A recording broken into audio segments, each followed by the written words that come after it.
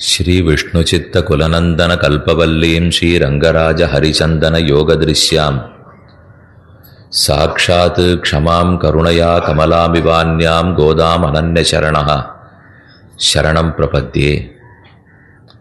ஸ்ரீ வேதாந்த தேசிகனுடைய இந்த திருவாக்கு ஆண்டாளுடைய வைபவத்தையும்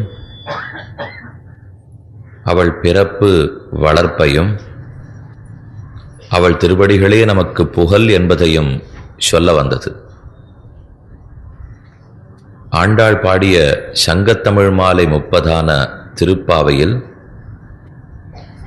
வேதாந்தத்தினுடைய அனைத்து அர்த்தங்களும் உண்டு என்று கொண்டாடுகிறார்கள். ஆண்டாளதை பகவானுக்கு பாமாலையாக சாத்தினாள். பூமாலை சூடிக் கொடுத்தபடியால் சூடிக் கொடுத்த நாச்சியார் என்னும், பாமாலை பாடிக் கொடுத்தபடியால் பாடவல்ல நாச்சியார் என்னும் பிராட்டிக்கு திருநாமம். எவ்வளவோ சாஸ்திரங்கள், வேதாந்தங்கள் எண்ணில் அடங்காத சாக்கைகளோடு இருந்தாலும் அவை எல்லாவற்றுக்கும் ஒரு சாரம், சுருக்கம்னு இருக்க வேண்டும். எதுவுமே சுருக்கமும் இருக்கும், விளக்கமும் இருக்கும். அப்ப விளக்கமான வேதாந்தங்கள் உள்ளனவே, அதற்கு எது சுருக்கம் என்று கேட்டால் ஆழ்வார் ஒரு பாசுரத்தில் தெரிவிக்கிறார், மாதவன் பேர் சொல்லுவதே ஓத்தின் சுருக்கு. வேதங்கள் அனைத்தும் ஓர் கருத்தை சொல்ல வந்தன. மாதவா என்று பெருமானுடைய திருநாமத்தை சொல்ல வேண்டும். அப்ப வேதாந்த சாரம் எது, சுருக்கம் எது? மாதவன் பேர் சொல்லுதல், மாதவன் திருவடிகளை பற்றுதல். அப்படி சொல்லும் போதே ஏன் மாதவகாங்கிற திருநாமத்தை சொல்லுகிறார்கள்? மானா பெரிய விராட்டியார், தவஹானா சுவாமி, பெரிய பிராட்டியான ஸ்ரீ மகாலட்சுமிக்கு சுவாமி. அப்ப லக்ஷ்மிநாதனே புகழ் என்பது வேதாந்த சாரமாக இருக்க வேண்டும். இல்லையோ? இப்ப மாதவனை சொல்லுன்னு சொல்லித்தோ, அப்ப லக்ஷ்மிநாதனை சொல்லுன்னு தான் அர்த்தம். லக்ஷ்மிநாதனை பற்றுவது வேதாந்தத்தின் கருத்து.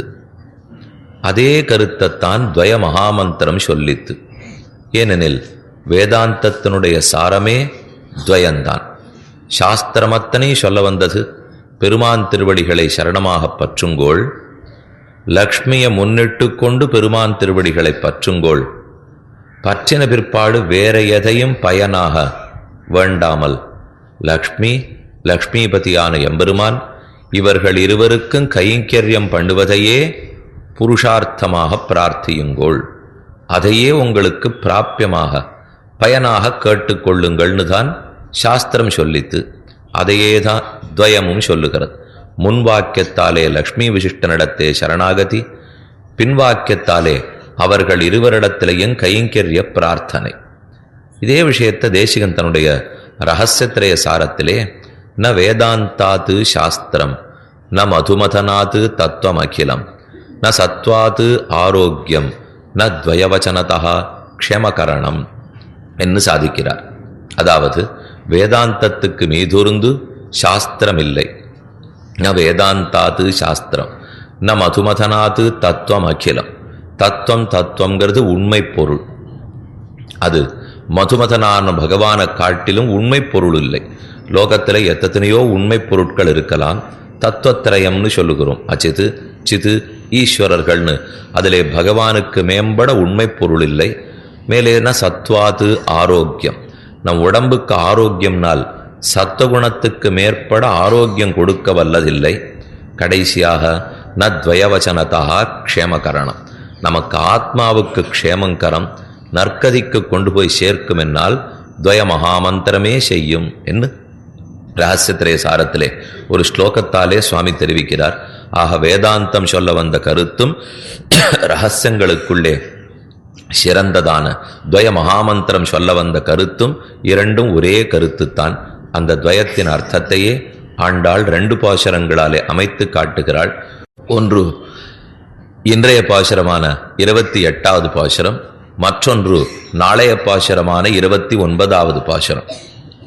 துவயத்தின் முன்வாக்கியத்தினுடைய அர்த்தத்தை இன்றைய பாசுரத்திலே அமைத்தாள். துவயத்தினுடைய பின்வாக்கியத்தின் அர்த்தத்தை நாளைய பாசுரத்தில் வைத்தாள். அதனால இன்னைக்கு 28வது பாசுரம் சரணாகதி பாசுரம், நாளைக்கு 29வது பாசுரம் கைங்கரிய பிரார்த்தனை பாசுரம். ரெண்டையும் கண்டிப்பாக சேர்த்து தான் கேட்க வேண்டும். இன்றைக்கும் கேட்கணும், நாளைக்கும் கேட்கணுங்கிறதுக்காக சொல்கிறேன். ஏன்னா துவயத்தை பிரிச்சிடக்கூடாது சொல்லி, நாம் துவயத்தை பிரிக்கிறது இல்லை. ஆனால் உபனிஷத்தில் துவயம் எப்படி இருக்குங்கிறது தான் ஒரு ஆச்சரியமான செய்தி. துவயோபனிஷத்துன்னே உள்ளது. அதில் அது எப்படி இருக்கிறதுன்னா, நாராயண சரணோ சரணம் பிரபத்தே, ஸ்ரீமன் நாராயண உன்னுடைய திருவடிகளை சரணமாக பற்றுகிறேன் முன் வாக்கியம். அதுக்கப்புறம் நடுவில் சில வாக்கியங்கள். அதற்கு பிற்பாடுதான் ஸ்ரீமதே நாராயணாய நமஹ. இதம் பூர்ணம் அதః பூர்ணம் பூர்ணாத் பூர்ணம் உதச்சதே பூர்ணஸ்ய பூர்ணமாதாய பூர்ணமேவாவசிஷ்யதே சர்வம் பூர்ணம் சஹோம் ஸ்ரீமதே நாராயணாய நமஹ. இப்படித்தான் உபனிஷத்தில் உள்ளது. அதனாலே முன்வாக்கியமும் பின்வாக்கியமும் ஆங்கு பிரிந்திருந்தது. ஆனால் நம்முடைய பூர்வாச்சாரியர்கள் அந்த 2 வாக்கியத்தையும் சேர்த்து துவயம் என்று கணித்து வைத்துள்ளார்கள். அதனாலே அந்த துவயார்த்தம்தான் இன்றைய பாசுரம், நாளைய பாசுரம். நம்மாழ்வார் 2 10 பாசுரங்கள் பாடினார் துவயத்தை சொல்ல. 3ஆம் பத்தில் ஒரு 10 பாசுரம், 6ஆம் பத்து கடைசியில் 10 பாசுரம். உலகமுண்ட பெருவாயாங்கிற பதிகத்தாலே திருவேங்கடமுடையான இடத்திலே சரணாகதி அனுஷ்டித்தார். அது பூர்வ வாக்கியத்தினுடைய அர்த்தம். ஒழிவில் காலமெல்லாம் உடனாய் மன்னிங்கிற 3ஆம் பத்து பாசுரத்தாலே அதே எம்பெருமான் திருவடிகளில் கைங்கரியத்தை பிரார்த்தித்தார். அது உத்தர வாக்கியத்தினுடைய அர்த்தம். பூர்வாக்கியம்னா முன்வாக்கியம், உத்தர வாக்கியம்னா பின்வாக்கியம். இந்த 2 பதிகங்களாலேயும் நம்மாழ்வார் பெருமானிடத்தில் சரணாகதி அனுஷ்டித்து கைங்கரியத்தை பிரார்த்தித்து துவயத்தின் அர்த்தத்தை வெளியிட்டார். தொண்டரடிப்புடியாழ்வார் ஒரே பாசுரம் பாடினார். மேம்பொருள் போகவிட்டு மெய்மைய மிக உணர்ந்து ஆம்பரி சரிந்து கொண்ட ஐம்புல நகத்தடக்கி காம்பர தலசரத்துன் கடத்தல இருந்து வாழும் சோம்பர உகத்தி போலும் சூழ்புணல் அரங்கத்தானே.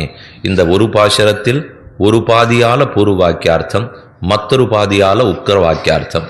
பாசுரத்தையே 2 பாதியா 2 வரிகளுக்கு தொண்டரடிப்பொடிகள் சமர்ப்பித்தார். 2 பதிகங்களையே நம்மாழ்வார் சமர்ப்பித்தார். 2 பாசுரங்களை ஆண்டாள் சமர்ப்பிக்கிறாள். அனைத்து சாஸ்திரத்துக்கும் சாரம் துவய மகாமந்திரம். நம்முடைய வாழ்க்கைக்கே ரொம்ப ஆதாரமா இருக்கக்கூடியது.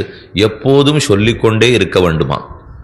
நம் பூர்வாச்சாரியர்களுடைய ஆதாரம் உதகிடலை பார்த்தா அது துடித்து கொண்டே இருக்குமா. துவயத்தை சொல்லி சொல்லி சொல்லி துவய அனுசந்தானத்தாலே சந்தத ஸ்புரிதாதாரம், எப்போதும் ஆதாரம் துடித்து துவயத்தை உள்ளுக்குள்ள அனுசந்தானம் பண்ணிட்டே இருக்கா என்று காட்டும். அதை ஒரு தடவை சொன்னாலே போதும், நிச்சயமா பெருமான் திருவடிகளை கொடுத்துரும். ஆனால் எதற்கு இவர்கள் விடாமல் சொல்லிட்டு இருக்காள்னா, அதில் இருக்கும் இனிமையாலே விடாமல் சொல்லி கொண்டிருப்பார்கள். ஆகையால் துவயத்துக்கு ஏற்றம் இன்றைய பாசுரத்துக்கு நாளைய பாசுரத்துக்கு ஏற்றம்.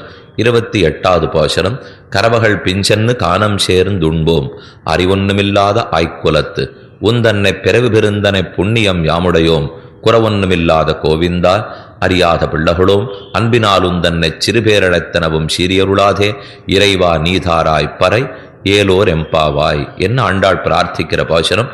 எல்லாரும் பகவானிடத்திலே அபராத க்ஷாமணம் வேண்டிக் கொள்ளுகிறார்கள். செய்த தவற்றுக்கெல்லாம் மன்னிப்பு கேட்கிறார்கள். ஒன்றும் தப்பே பண்ணதா தெரியலையே, அதற்குள்ள 28வது பாசுரத்தில் மன்னிப்பான்னா ஏதோ சில தவறுகள்லாம் பண்ணிவிட்டாளாம். நாராயணன், உத்தமன், பார்க்கடலுள் பையத்து இன்ன பரமன், ஊழி முதல்வன், இப்படின்னு சில திருநாமங்களை வச்சு கீழே கூப்பிட்டாளோ இல்லையோ, அதிலெல்லாம் பெருமானுக்கு ஆசை இல்லை. நானே கோவிந்தன் வந்திருக்கேன், நானே எடப்பிள்ளேன்னு வந்திருக்கேன், யாதவன் வந்திருக்கேன். இப்போ போய் என்னுடைய அந்த பழைய பேர்லாம் ஏன் சொல்லி சொல்லி ஞாபகப்படுத்துறீள்? அதனால பதில் பேசாம முகத்தை கொஞ்சம் சுருக்கின்னு விட்டாராம் பெருமாள். ஆண்டாளுக்கு ரொம்ப வருத்தமா போச்சு. ஓ, எந்தெந்த பேரெல்லாம் சொல்லக்கூடாதோ சொல்லி கூப்பிட்டுட்டோம் போல் இருக்கு. இனிமே இவருக்கு ஏற்ற பேரா சொல்லுவோம். இப்போ எந்த பேரை சொல்லியிருக்கணும், எது சொல்லாத விட்டுட்டா. கோவிந்தான்னு கூப்பிட்டுருக்கணும், மாடு கன்றுகளின் பின்னே போகிறவனே என்று கூப்பிட்டுருக்கணும். அதை விட்டுட்டு நாராயணன் பார்க்கடலுள் பையத்து இன்ன பரமன்னு சொன்னா அதுதான் உயர்ந்த பேர். இப்போ நம்மளை கேட்டாலே அதுதான் சொல்லுவோம். கோவிந்தான்னா மாட்டுக்கு பின்னாடி போறவர்னு ஒரு பேரா சுவாமி? அவருக்கு தான் நாராயணன் இருக்கு, ஊழி முதல்வன் இருக்கு, ஜெகத்காரண பூதன் இருக்கு, அதைத்தானே சொல்லணும்னு நினைச்சுப்போம். அது எப்போ? அது வைகுண்டத்தில் இருக்கிறச்சு அதை சொல்லி ஸ்தோத்திரம் பண்ணால் அவருக்கு திருப்தியாக இருக்கும். பூலோகத்தில் இடையர்களோடு இடையர்களாக நம்மோட ஒருத்தன்னு பகவான் வந்திருக்கிறச்சே பழைய பேரை சொல்றத அவருக்கு சகிக்கவில்லை. ஆகையால் ஆண்டாள், உன்னை ரொம்ப தப்பு தப்பா பேர் சொல்லி கூட்டுட்டோம், அறியாத பிள்ளகளோம் அன்பினால் உன் தன்னை சிறு பேரழைத்தனவும் சீரியருளாதே. ஏதோ அறியாத்தனத்தால கூட்டுட்டோம், அன்புனாலே கூப்பிட்டோம், பிள்ளைத்தனத்தாலே கூப்பிட்டோம். எங்களுக்கு விஷயம் தெரியாது, அறியாத பிள்ளைகளும் சிறு குழந்தைகள் அன்பினால் உமக்கு நமக்கு ரொம்ப நெருங்கிய அன்பு இருக்குங்கிறதுனால இந்த மாதிரி பேர் சொல்லி கூப்பிட்டுட்டோம். இனிமே அப்படி கூப்பிட மாட்டோம், கோவிந்த கோவிந்தானே உன்னை கூப்பிடுகிறோம்னு பிரார்த்திக்கிற பாசுரம். கரவகள் பிஞ்சன்னு காணம் சேர்ந்துண்போம், கறவ மாட்டுகளுக்கு பின்னே போகிறோம், காட்டை அடைகிறோம், உண்ணுகிறோம். இவ்வளவுதான் எங்கிட்ட இருக்கிற ஆச்சாரம். ஆச்சாரமா? அனாச்சாரம். இவ்வளவுதான் எங்கிட்ட இருக்கிற அனாச்சாரமே. என்ன கண்ணன் இப்ப கேட்க ஆரம்பித்தார், உங்களிடத்தில் கர்மயோகம் உண்டா, ஞான யோகம் உண்டா, பக்தி யோகம் உண்டா? எது கொண்டு உங்களுக்கு பறைங்கிற கைங்கரியத்தை கேட்கிறீர்கள்? ஏதான ஒரு யோகத்தை செய்திருந்தா தானே நான் அதுக்கு பதிலா கைங்கரியம் கொடுக்க முடியும். உன்னிடத்துல என்ன உண்டுன்னு கேட்கிறான். கர்மயோகமும் இல்லை, ஞான யோகமும் இல்லை, பக்தி யோகமும் இல்லை. இல்லைங்கிறத இந்த பாசுரத்துல சொல்லிக்கொள்ள வேணும். எப்படி சொல்றாள்ங்கிறது தான் அழகே. ஏன்னா இது ஒண்ணு சாஸ்திரமா ஆண்களோ அல்லது சாஸ்திரம் கத்துன்னு இருக்கிறவர்களோ எழுதின பாசுரம் இல்லையே.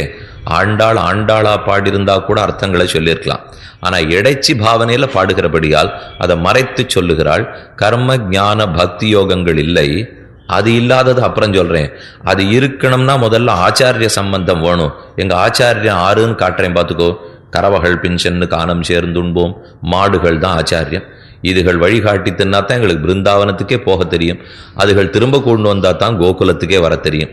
ஆக எங்களுக்குன்னு வழி கூட தெரியாது. கறவகள் பெஞ்சென்னு காணம் சேர்ந்து உண்போம், அறிவொன்னுமில்லாத ஆய்க்குலத்து. அறிவில்லாத, அறிவொன்னில்லாத, அறிவொன்றும் இல்லாத, கர்ம ஞான பக்தி யோகம் மூணும் இல்லாத, வருத்தமும் தீர்ந்து மகிழ்ந்துங்கிறதுல ஒரு அர்த்தம் பார்த்தோம் இல்லையோ. அதை போல ஒரு எழுத்துக்கு இங்க பொருள் உண்டு. அறிவில்லாத, கர்மயோகம் இல்லாத, அறிவொன்றில்லாத, ஞான யோகம் இல்லாத, அறிவொன்னும் இல்லாத, பக்தி யோகமும் இல்லாத, கர்மஜான பக்தி யோகங்கள் இல்லாதவர்கள் நாங்கள். அறிவொன்னும் இல்லாத. கண்ணன் உடனே கேட்டார், சரி அது இப்ப இல்லை, வேற எப்பவான் இருந்திருக்குமோ? ஆய்க்குலத்து. நாங்க எப்படி பிறந்திருக்கோம்னு பாரு. அதுல இருந்தே எப்பவான் இருந்ததா இல்லையான்னு தெரிஞ்சுக்க வேண்டாமா? பிறந்தது ஆய்க்குலத்தில். அந்த யோகங்கள்லாம் இருக்கிறதுக்கு பிரசக்தியே இல்லை, அப்படிங்கிறதுக்கு வாய்ப்பு கூட கிடையாது ஆய்க்குலத்து. அப்போ உங்களிடத்தில் ஒண்ணும் இல்லை என்னால் என்னிடத்திலும் கொடுப்பதற்கு ஒண்ணும் இல்லை என்று பகவான் பதில் சொன்னார். எங்களிடத்தில் இல்லைன்னு நாங்க சொன்னது வாஸ்தவம், நாங்களாக சம்பாதித்தது இல்லைன்னு சொன்னோம். ஆனால் உந்தன்னை பிறவு பிறந்தனை புண்ணியம் யாமுடையோம், நீயாக எங்களுக்கு நடுவிலே வந்து பிறந்திருக்கிறாய். இதைத் தவிர வேறு புண்ணியம் இல்லை. நாங்கள் பிரயத்தனப்பட்டு சம்பாதித்த புண்ணியம் இல்லை, ஆனா தானா எங்களுக்கு வந்து சேர்ந்திருக்கிற புண்ணியம் இருக்கிறதே. ஆக இருக்கு, இல்லேன்னு சொல்ல மாட்டோம். எங்களிடத்துல இல்லை, எங்களால் சம்பாதிக்கப்பட்டது இல்லைன்னு சொன்னேன். உந்தன்னை பிறவு பெருந்தனை புண்ணியம் யாம் உடையோம், குறை ஒன்றுமில்லாத கோவிந்தா. நாங்களோ அறிவொன்னுமில்லாத ஆய்க்குலம், நீயோ குறைவொன்னுமில்லாத கோவிந்தன். உனக்கு குறையா? பேரே இல்லை. குறையொன்னுமில்லாத கோவிந்தா, உந்தன்னை பிறவு பெருந்தனை புண்ணியம் யாம் உடையோம், குறைவொன்னுமில்லாத கோவிந்தா, நாங்கள் அறிவொன்னுமில்லாத ஆய்க்குலம். மேலே தெரிவிக்கிறாள், கரவகள் பிஞ்சென்னு காணம் சேர்ந்து உண்போம், அறிவொன்னுமில்லாத ஆய்க்குலத்து. உந்தன்னை பிறவு பிறந்தனை புண்ணியம் யாமுடையோம், குறவொன்னுமில்லாத கோவிந்தா. அறியாத பிள்ளகளோம் அன்பினால் உந்தன்னை சிறுபேரழைத்தனவும் சீரியருளாதே. அறியாத்தனத்தாலே, பிள்ளைத்தனத்தாலே, அன்பினாலே உன்னை சின்ன பேர் சொல்லி கூப்பிட்டுட்டோம். நாராயணா, ஊழி முதல்வா என்று சொல்லி அது கோவித்துக் கொள்ளாதே. சிறுபேர் அடைத்தனவும் சீரியருளாதே, கோவித்துக் கொள்ளாதே. சீராதேன்னு சொல்லணும். சீறுதல் அருளுதலாக இருக்குமா? அருளுதல்னா அனுகிரகம், நன்னா பண்றது. சீறுதல்னா கோபம், அது நிகிரகம். ஆனா சீரி அருளாதேன்னு ரெண்டையும் சேர்த்தாலும் இல்லையோ. பகவானை பொறுத்தவரை அவன் சீரினா கூட அனுகிரகத்துக்காகத்தான் சீருவன். முதலமேல் சீறி வந்தார்னு பாசுரம். ஆறு அனுகிரகிக்க, யானை அனுகிரகிக்க, அனுகிரக விஷயமாகத்தான் சீருகிறான். சாஸ்திரத்துக்கு விருத்தமா நடந்தாத்தான் சீருவரே தவிர அவருக்கு சீற்றமே வாராது. மேலும் தன்னிடத்தில் அபச்சாரப்பட்டவாழ்கிட்ட அவர் சீரினதே கிடையாது. தன் பக்தர்களிடத்தில் அபச்சாரப்பட்டால் தான் சீருகிறான். அவன் சீருவது நம்மை திருத்துவதற்காக. அதனால சீரி அருளாதே இறைவா, நீ தாராய் பறை. தேவரீர்தான் புறமுருஷார்த்தமான கைங்கரியத்தை நமக்கு கொடுக்க வேண்டும். பறைங்கிறது கீழே இருந்து பிரார்த்தித்து வருகிறாள். நாராயணனே நமக்கே பறை தருவான்ல ஆரம்பிச்சு இன்னும் இதுவரைக்கும் பறை வருதொல்லியோ. இந்த பறைங்கிறதுக்கு எல்லாம் அர்த்தம் பரமபுருஷார்த்த லட்சண மோட்சம். அனுபவஜனித பிரீத்திகாரித கைங்கரியத்தை பறைன்னு பிரார்த்திக்கிறாள். ஸ்ரீவைஷ்ணவ சம்பிரதாயப்படி, ராமானுஜருடைய மதத்தின்படி, ஆழ்வார்கள் காட்டிய வழியின்படி எது உங்களால் அடையத்தக்கது, எது பிராப்பியம் அப்படின்னு சட்டுன்னு ஒரு கேள்வி கேட்கிறாள்னு வச்சுங்க, ஒரே பதில் தான் சொல்ல வேண்டும். பெருமானை அடைய வேண்டும், கல்யாண குணங்களை அனுபவிக்க வேண்டும், அனுபவத்தாலே அன்பு மேலிடும், அன்பு தூண்ட தொண்டு புரிய வேண்டும். இவ்வளவே புருஷார்த்தம். ஆக பகவத் அனுபவ பிரீத்திகாரித கைங்கரியம் பரமபுருஷார்த்த லட்சண மோக்ஷம். அதுதான் மோக்ஷங்கிறதே சாஸ்திரத்தில் அனைவரும் ஆராய்ந்து சொல்லி உள்ளார்கள். அதைத்தான் ஆண்டாளும் விடாமல் பறை பறை பறை என்று பிரார்த்தித்து கொண்டு வருகிறாள். இந்த பாசுரத்திலையும் சொல்லி முடிச்சுட்டா, இறைவா நீதாராய் பறை ஏலோர் எம்பாவாய். இதற்கு பிற்பாடுதான் கண்ணன் கொடுத்தானாங்கிறது அது நாளைய பாசுரம். சரணாகதிங்கிறது முன் வாக்கியத்தில் ஆயிடுத்துன்னா பறைய பிரார்த்தித்தல் பின் வாக்கியத்துக்கு அர்த்தம். ஸ்ரீமதே நாராயணாய நமகான்னு கைங்கரியத்தை பிரார்த்தித்தல். சரணாகதி பண்ண வேணும் என்னால் நோன்புக்குண்டான சம்மானங்களை வாங்கினுட்டுன்னா சரணாகதி பண்ணணும். ஆகையாலே கூடாரவெல்லும் சீர்கோவிந்தா பாசுரத்தை அனுபவிச்சுட்டு பிற்பாடு இதற்கு வருவோம். இன்னைக்கு பாசுரத்தில் மட்டும் அக்காரடிச்சல். நேற்றுக்கு நாம் வாங்கினுட்டோம், அதனால் திரும்ப இன்னைக்கு கூடார வெல்லும் சீர் பாசுரமாச்சே அப்படின்னு நினச்சிட வேண்டாம். கூடாரை வெல்லும் சீர் கோவிந்தா உந்தன்னை பாடிப்பறகொண்டு யாம்பரி சம்மானம் நாடு புகழும் பரிசினால் நன்னாக சூடகமே தோள்வலையே தோடே செவிப்பூவே பாடகமே என்ற அணைய பல்கலனும் யாம் அணிவோம் ஆடையுடுப்போம் அதன் பின்னே பார்ச்சோறு மூட நெய் பெய்து முழங்க வழிவார கூடியிருந்து குளிர்ந்து ஏலோர் எம்பாவாய். பாசுரத்தில் கூடாரை வெல்லும் சீர்கோவிந்தான் உள்ளது. சீர்கோவிந்தன் இந்த பாசுரம்தான் முதல் தடவை இப்ப கோவிந்தான் வருகிறது. 28 கோவிந்தா உண்டு, 29 கோவிந்தா உண்டு. 3 தடவை கீழே 3 3 3ன்னு சொல்லியிருக்கேன் இல்லையோ. ஆண்டாலும் அதே போல அடிக்கடி எல்லாம் 3 தடவை சொல்லிவிடுவள். திருவிக்கிரமாவதாரத்தை பாடினது 3 தடவை. ஓங்கி உலகளந்தா உத்தமன் பேர் பாடி 3வது பாசுரம். அமரமூடரு தோங்கி உலகளந்த உம்பர் ஹோமானே 17வது பாசுரம். அன்னி உலகவளந்தாய் அடிபோத்தி 24வது பாசுரம். அதுவும் கணக்கு எப்படி பிரித்து வச்சிருக்கான்னு பார்க்கணும். முதல் 10க்குள்ள 1, 2ஆம் 10க்குள்ள 1, 3ஆம் 10க்குள்ள 1. 6 பற்றி நமக்கு ரொம்ப பிடிக்கிறதுன்னா நம்ம எங்கே பேசிட்டு இருக்கிறச்சேவோ ஆங்காங்கு நடுவில் அவளை சேர்த்துப்போம் இல்லையோ. ஆண்டாளுக்கு திருவிக்கிரமன் இடத்துல ரொம்ப காதல் போடுறது. அதனால தான் முதல் 10 பாசுரத்துக்குள்ள ஒரு தரம், 2வது 10 பாசுரத்துக்குள்ள ஒரு தரம், 3வது 10க்குள்ளே ஒரு தரம், இன்னும் 3 தடவை பாடியுள்ளாள். அதே போல நாராயணனே நமக்கே பறை தருவான், நாராயணன் மூர்த்தி கேசவன், நாற்றத்துழாய் முடி நாராயணன். ரொம்ப ஆசை போல் இருக்கு. முதல் 10க்குள்ளேயே 3 தரம் பாடிவிட்டா. 3:10 பாடினது இருக்கட்டும், ஆனால் நாராயணனேன்னு பாடினது முதல் 10 பாசுரங்களில் 3 தடவை பாடினது இல்லையோ. இப்படி ஒரு அபிப்பிராயங்கள். திருப்பாவையில் அந்த மாதிரி அனுபவங்கிறது ஒரு தனித்த அனுபவம். நாம இப்ப பார்க்கிறது கோவிந்த கோவிந்த கோவிந்த என்று 3 தடவை கோவிந்த நாமத்தை சொன்னால் கூடாரை வெல்லும் சீர் கோவிந்தா. கூடமாட்டோம்னு யார் இருந்தாலும் அவர்களை வெல்லும் சீர் படைத்தவன். சீர் பெருமை புகழ் குணம் படைத்தவன். பெருமானுடைய குணமே யாரெல்லாம் அவனோட சேரமாட்டேன்னு பிடிவாதத்தில் இருக்கிறார்களோ எப்படியாவது அவர்களை தன்னோடே சேர்த்து விடுகிறான் எம்பெருமான். அப்படி உண்டோன்னு கேட்டால் அதுக்கு அழகான ஒரு பிரமாணம் உள்ளது. அவசியம் தெரிஞ்சுக்க வேண்டிய ஸ்லோகம். யாராருக்கு என்னென்ன காட்டி திருத்த வேண்டுமோ அவரவர்களை அப்பப்படி திருத்துகிறான். இதை கீழே சுருக்கமாக கூட ஒரு நாள் விண்ணப்பம் பண்ணே. ராமனுடைய வீரத்துக்கு சிலர் தோற்றார்கள், அழகுக்கு சிலர் தோற்றார்கள், சீலத்துக்கு சிலர் தோற்றார்கள். சௌசீல்யம்ங்கிற பகவானுடைய குணம், அதற்குத்தான் விபீஷணன் தோற்றான். என்ன சௌசீல்யம் இந்த ராமனுக்கு! நமக்கு அவன் கிடைப்பனான்னு நினைச்சிட்டு நாம வந்தா நாம் கிடைப்பமான்னு அவன் காத்து கொண்டிருக்கிறான். என்ன சௌசீல்யத்துக்கு வீடணன் தோற்றான், வீரத்துக்கு ஹனுமாரே தோற்றார். அவர் மகாவீரர் இல்லையோ, அதனால ராமனுடைய வீரத்துக்கு ஹனுமான் தோத்தார். அப்படின்னா ராவணனே தோற்றிருக்கிறான். இது வீரத்துக்கு தோற்று பாடினது.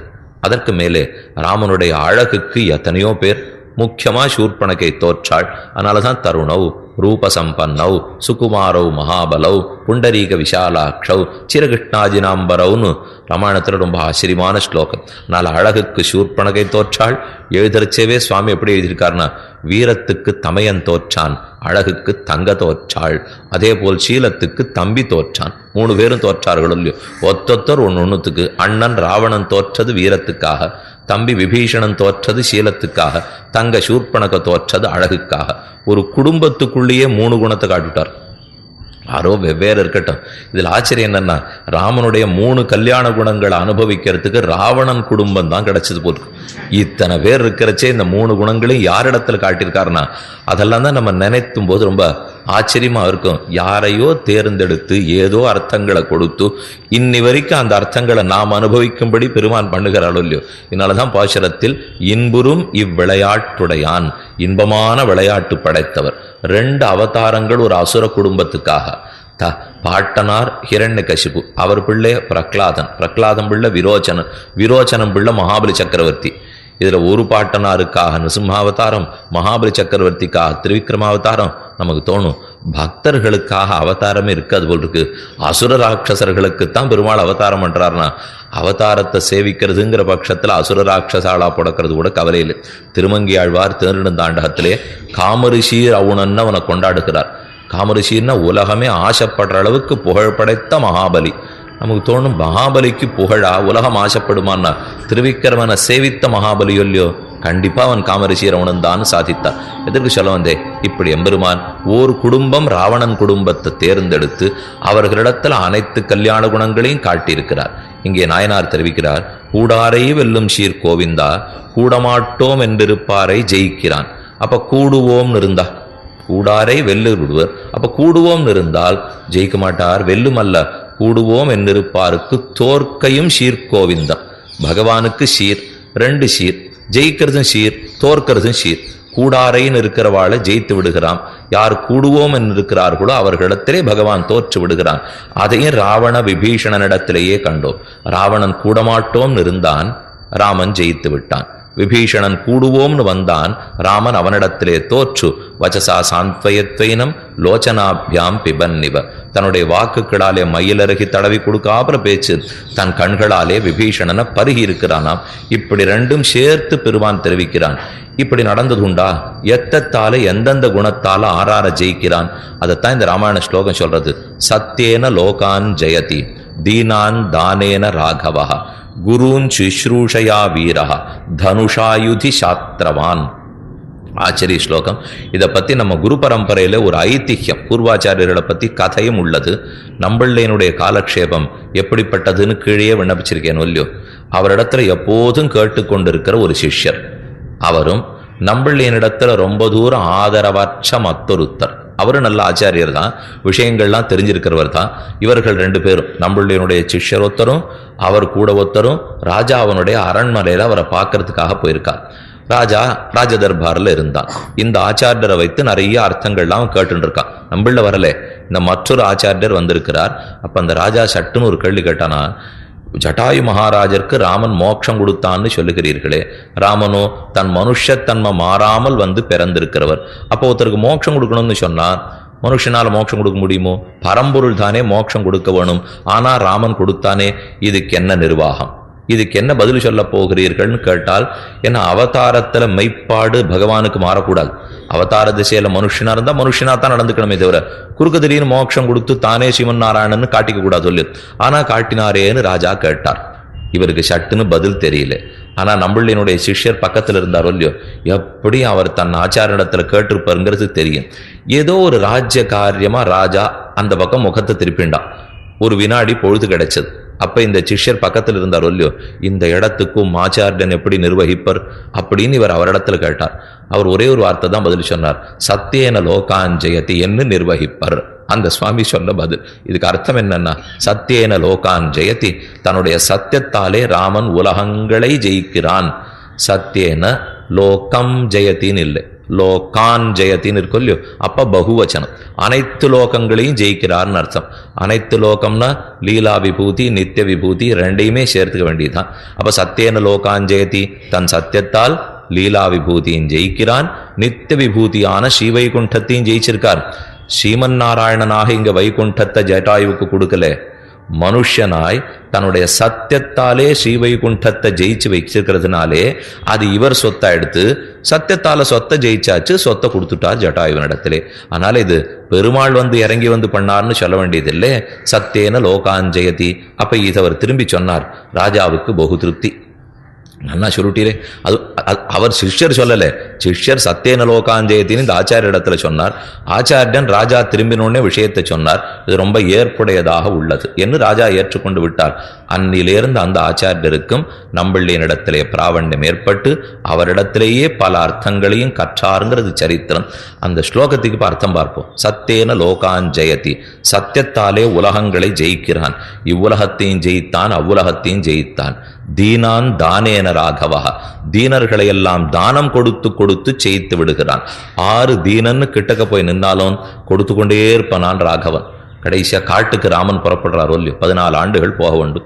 அப்ப தானம் கொடுக்கணும்னு வழக்கம். இப்ப யாத்திரா தானம்னா யாத்திரை போறச்சே தானம் கொடுக்க மாட்டோமா? கொடுக்கணும். நம்ம யாத்திரைக்காக கிளம்புறோம்னா அதுக்கு முன்னாடி பிராமணோத்தமர்களை அழைத்து தானம் கொடுத்து அதற்கு வேண்டிய மந்திரங்களை எல்லாம் சொல்லி அவரிடத்துல அனுமதி பெற்றுனுட்டு யாத்திரைக்கு போகணும். யாத்திரை முடிஞ்சு திரும்பி வந்த பிற்பாடு ததியாராதனம் செய்ய வேண்டும். எல்லாம் அந்த நாளில் யாத்திரைக்கு போயிட்டு வர்றதுங்கிறது ரொம்ப பெரிய காரியம். 45 நாள் ஆகி போயிட்டு வந்துட்டோமா அப்படின்னு கேட்குறவளுக்கு ஆயிடும். ஏன்னா போயிட்டு வரேன்னா போடுவோம், வருவோமான்னு தெரியாதுங்கிற அளவுக்குத்தெல்லாம் அப்பெல்லாம் போயிட்டு வந்துருந்தோம். இப்பெல்லாம் புறப்படுறோம், போகிறோம், வரோம், நடுநடுவில் 2 நாள் போகிறோம், 4 நாள் போகிறோம், அந்த மாதிரி ஆயிடுத்துன்னு வச்சுங்க. இதுக்கு சொன்னேன்னா திரும்பி வந்த உடனே ததியாராதனை கைங்கரியம் பண்ணி முடிக்க வேண்டும். அப்போ யாத்திரைக்கு போகணுன்னா தானம் கொடுக்கணுமே. ராமன் யாத்திரா தானத்துக்காக தயாராக இருக்கார். வஸ்திர தானம் பண்ணார், தீர்த்த தானம் பண்ணார், தங்கம் ஸ்வர்ணதானம் பண்ணார். ஒரு பிராமணர், அவருக்கு நிறைய குழந்தைகள். அவருடைய மனைவியார் பார்த்து ராமனிடத்துல போய் பசுமாடு தானம் பெற்றுக்கொண்டு வாரும், ஏதானு கோமாதாவை நிறையா கொடுத்துருப்பார், அதனால் அதை கொண்டு நம்ம பிள்ளைகளுக்கு பால் கொடுக்கலாம்னு அந்த மனைவி கேட்டாள். ராமனே காட்டுக்கு போயிட்டு இருக்கார். இந்த சமயத்தில் போய் என்ன தானமாக கேட்க சொல்லுகிறாய்? உயிர் துடிக்கிறது, ஆவி பிரிஞ்சு போடும் போல் இருக்கு. ராமன் புறப்பட்டதை பார்த்துட்டு இப்போ போய் தானம் கேட்க சொல்றேன். என்ன நானா கேட்க சொன்னேன்? குழந்தைகளுக்கு பால் இல்லேன்னு போனா கூட ராஜாவுக்கு தானே மனம் வருத்தப்படும். நம் பிரஜைகளுக்கு பால் இல்லாத போயிட்டேன்னு ராமனுக்கு அது திருப்தியா இருக்காது. நீர் போய் கேட்டு வாங்கிடுவார். சொன்ன உடனே சரின்னு பிராமணோத்தமர் வந்தார். மிச்சம் இருந்தது ஒன்று கோதானம் மட்டும். மற்ற எல்லா தானமும் முடிஞ்சு போச்சு. கண்ணன் இந்த பிராமணர் வந்தோடனே என்ன இப்போ வந்திருக்கீர்? எல்லா தானத்தையும் இப்போ தானே முடிச்சேனே. சரி, நமக்கு இருக்கவே இருக்கு போல் இருக்கு, எப்படியும் இல்லை இப்பவும் இல்லை போல் இருக்கு அப்படின்னு பிராமணன் நினச்சிருந்தா. பக்கத்தில் சீதாராமா இன்னும் இருக்கே, கோதானம் பண்ணலையேன்னு உடனே ராமன் சரிங்க வாரம் கிட்டக்கு கூப்பிட்டு கண்ணு கட்டிய தூரம் வர பசுமாடு நிற்கிறது. எவ்வளவு கொட்டில் நிற்க முடியுமோ 10,000 பசு ராமன் நிறுத்தி வச்சிருக்காரு தானம் பண்ணணுங்கிறதுக்காக. பிராமணரை கூப்பிட்டு உம்ம கையில் ஒரு தடி வச்சுருக்கீர், அந்த தடியை சூத்தி தூக்கி போடும்.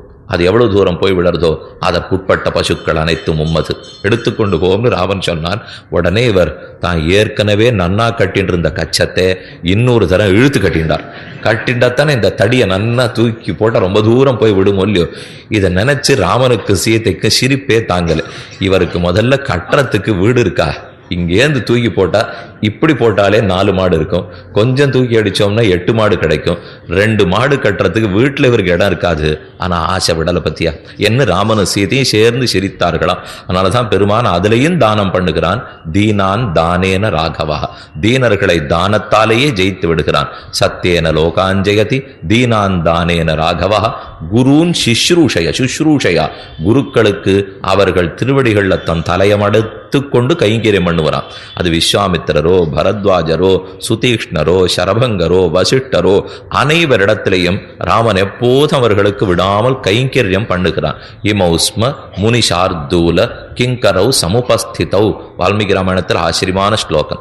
விஸ்வாமித்திரிடத்துல ராமலட்சுமணர்கள் வந்து வினயத்தோடு நின்று பிரார்த்திக்கிறார். இமௌ ஸ்ம முனிஷார்தூல, ஏ முனிஷார்தூல, உன் பின்னாடி போய் என்னென்ன கைங்கரியங்களுமோ செய் என்று எனக்கு என் தந்தையார் விதித்திருக்கிறார். நீர் ஆணையிட வேண்டும், அடியேன் செய்ய வேண்டும் என்று பணிந்து நின்றான் இல்லையோ.